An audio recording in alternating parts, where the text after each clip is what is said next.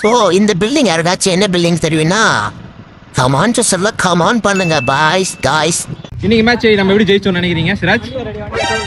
சாரல் அடிக்குது தக்கச்சுக்கு தக்க மின்னல் துடிக்குது எங்க எப்படி துடிக்குது. இன்னைக்கு சாட்டர்டேன்றதால எல்லாரும் வந்து பார்த்தீங்கன்னா ஒரு மேட்ச் விளாக் தான் பார்க்க போகிறீங்க. இன்றைக்கி தான் வந்து பார்த்தீங்கன்னா லாஸ்ட் மேட்ச். ஸோ அந்த மேட்ச்சுக்கு தான் போக போகிறோம்.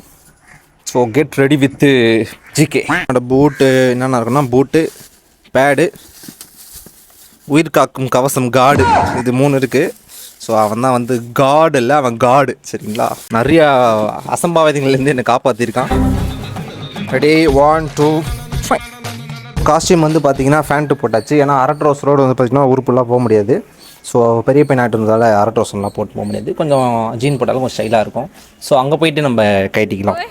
வானம் வேறு வந்து பார்த்திங்கன்னா மேகமூட்டத்துடன் காணப்படுகிறது. அடைமழை வரும்னு எதிர்பார்க்கப்பட்டாலும் மேட்சை நிறுத்த மாட்டாங்க, எப்படியோ ஆடிதாகணும். போகலாம். மழை வருதுடா, மழை வருது.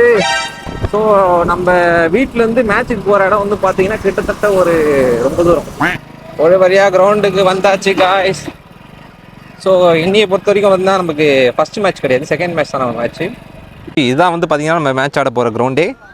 ரொம்ப பெரிய கிரவுண்டாக இருக்கும். ஸோ எல்லாமே ப்ரிப்பரேஷன் ரெடியாக தான் இருக்குது. ஸோ அந்த பில்டிங் சொல்லியிருந்தேன் இல்லையா, பட்டாபுரம் அந்த டைட்டில் பார்க், அதுதான் அது.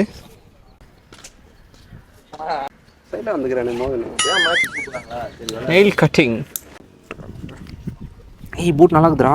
எவ்வளோ? 4500. ஏய் ரூபாயா கட்டியாச்சு. தம்பி வச்சிருக்க கிளாஸ் அவருக்கு அவன் மண்டையை பாருங்களேன். Second Flora? சைன்ல எங்கடா செகண்ட் ஃப்ளோரு?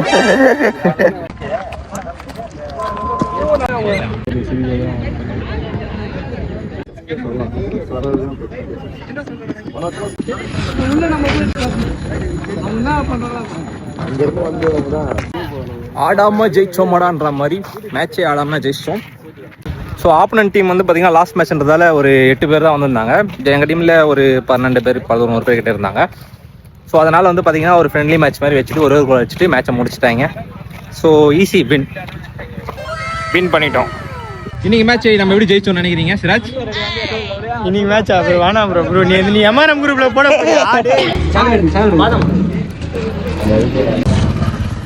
யாராவது வரீங்களா? ராக்கி செட் வரைக்கும் என்னடா அவன் மேட்சை சீக்கிரமாக முடிச்சிட்டான், மேட்ச் ஆடுறது கூட காட்டல அப்படின்னு நினச்சிங்கன்னா மேட்சே ஆடலை, அதான் ஆடுறத காமிக்கல.